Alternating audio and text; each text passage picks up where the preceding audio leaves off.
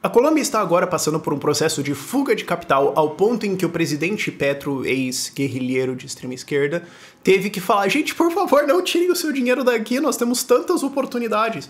E as pessoas continuaram tirando dinheiro do mesmo jeito. Então, rumo à Argentina.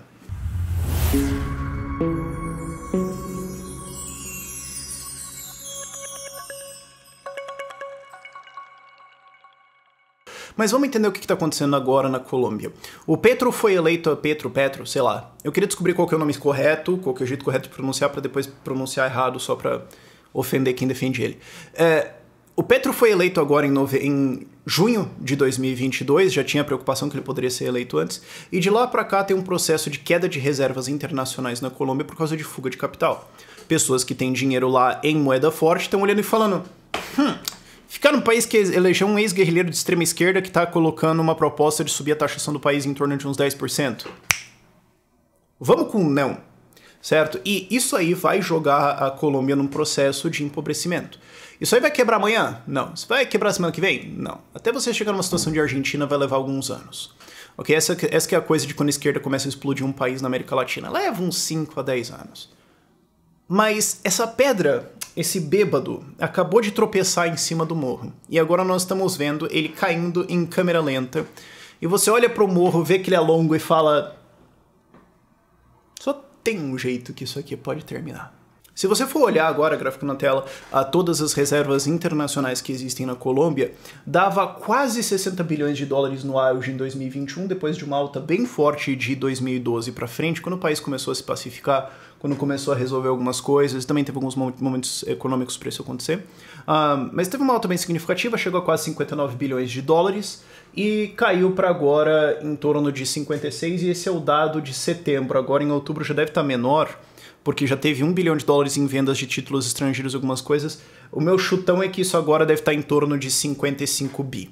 Então, eles perderam mais ou menos 8% das reservas em torno de, 12 meses. É preocupante, especialmente pelo fato de que as piores partes ainda estão por vir. E o que acontece quando você tem essa perda de reservas? Bom, a Argentina e o Sri Lanka são os melhores exemplos. Quando você tem dívida internacional ou comércio internacional que você precisa fazer, importar coisas, você vai pagar isso com dólares. Se você não tem dólares, você não consegue importar. O Sri Lanka, quando falhou completamente, não conseguia mais importar comida ou combustível ou fertilizantes.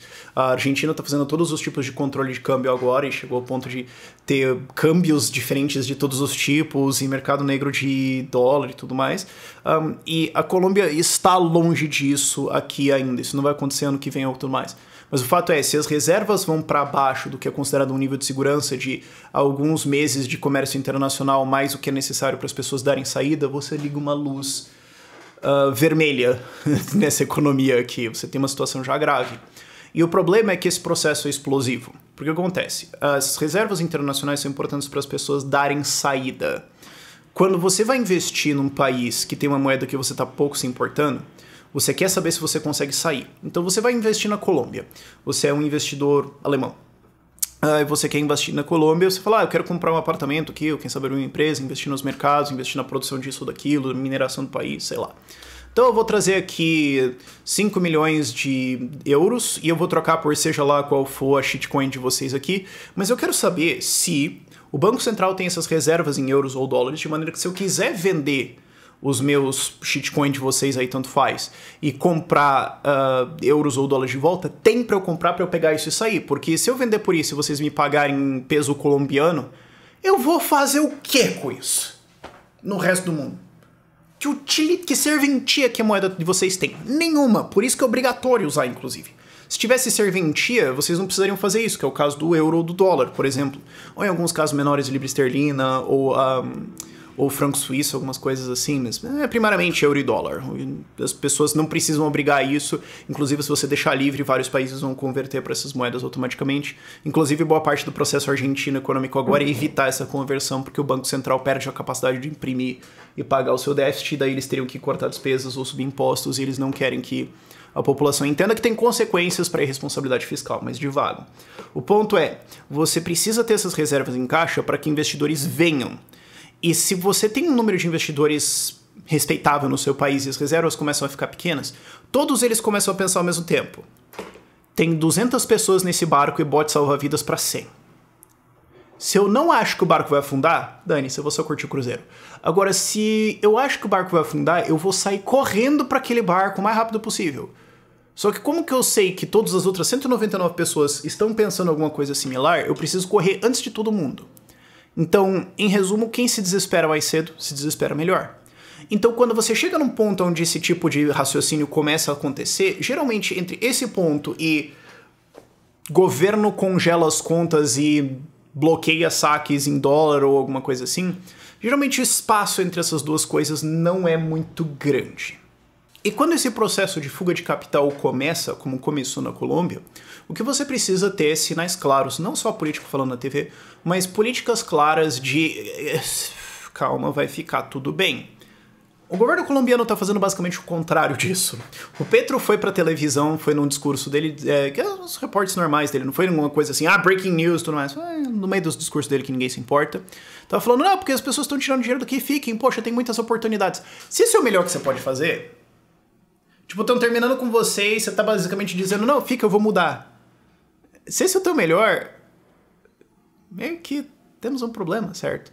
Mas o que está acontecendo aqui de fato? Fora o fato de que o Petro é um ex-guerrilheiro de extrema esquerda que está se aproximando de governos de extrema esquerda, o que já é esquisito, e é vizinho da Venezuela, o que já também chama a atenção de investidores internacionais, eles estão querendo fazer várias propostas para aumentar impostos ou criar novas dificuldades.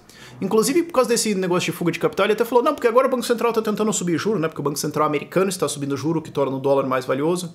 Então o Banco Central colombiano responde subindo juros também. Ele foi ao Twitter falar que isso aí não ajuda a economia, não tinha que fazer isso não, tá errado. E para impedir a fuga de capital, o que a gente tem que fazer é taxar a fuga de capital. Então ele tá dizendo assim, se você tentar sair correndo, eu vou passar uma lei para te punir. Qual é a resposta lógica ao ouvir isso? Saia correndo imediatamente. Foi o que todo mundo fez.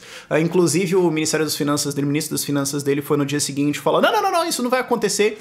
E todo mundo falou, ele demite você, você não demite ele. Ele assina as coisas, você só tem opiniões. Por que eu deveria confiar em você e não ele?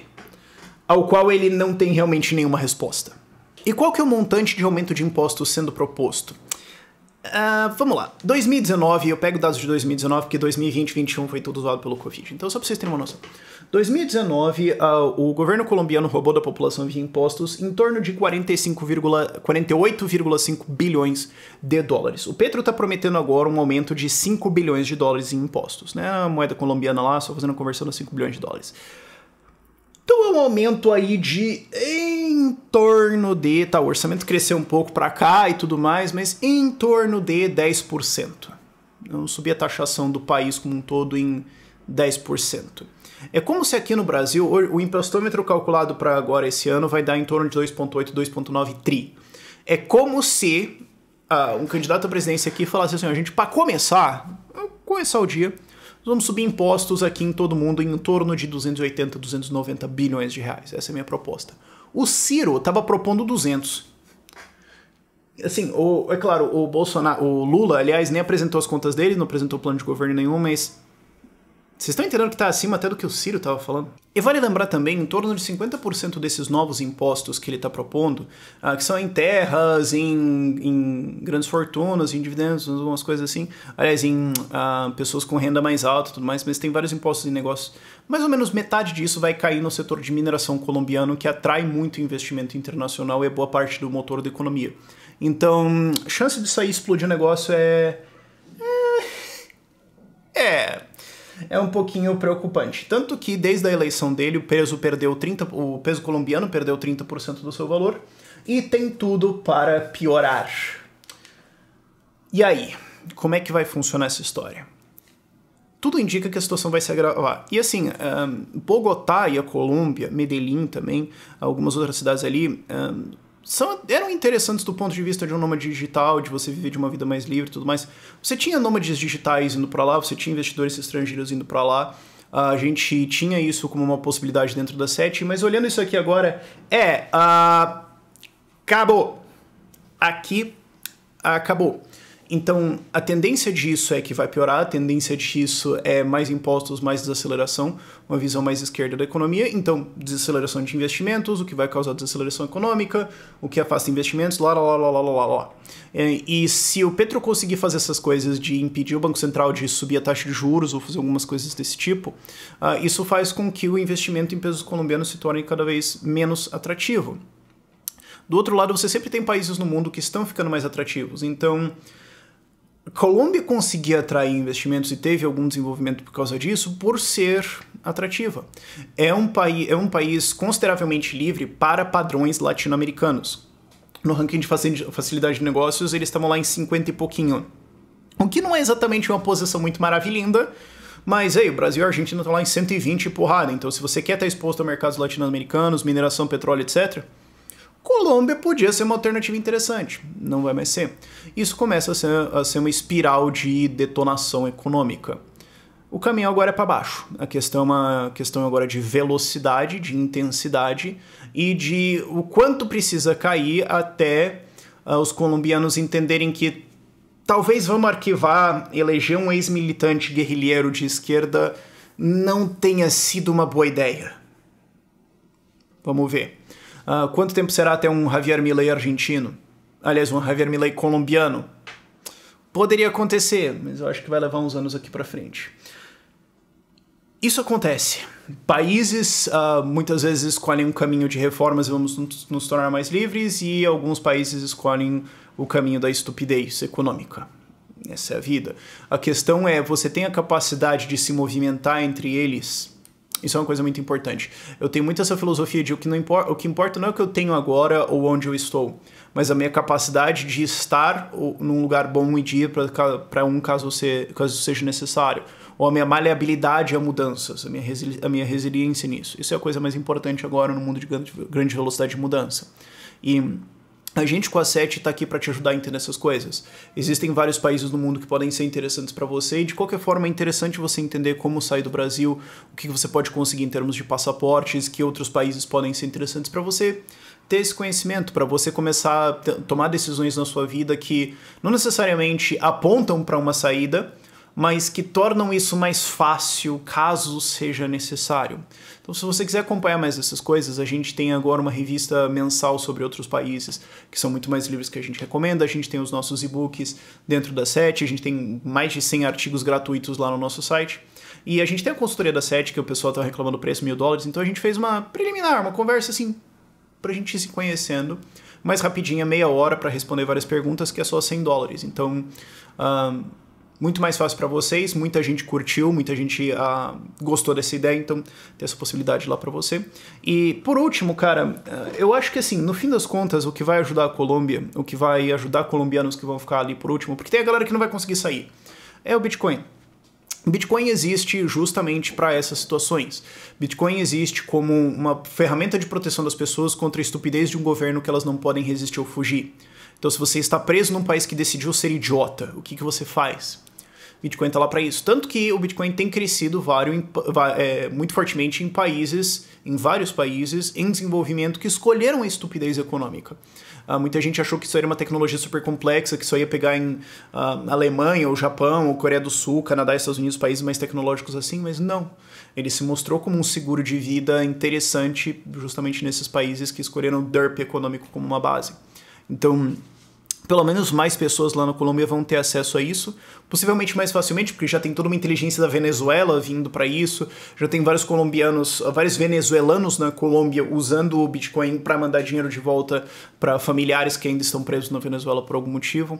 Então talvez a adoção seja até mais fácil justo por causa disso. Então, em última análise, as pessoas têm essa ferramenta de resistência, mas é triste ver o país indo nessa direção. Então também outra recomendação para você, estude sobre Bitcoin, entenda o que é isso, entenda como isso pode te ajudar caso seja necessário, porque na hora que for necessário você já sabe, né? Você vai ter que sair correndo para entender esse troço.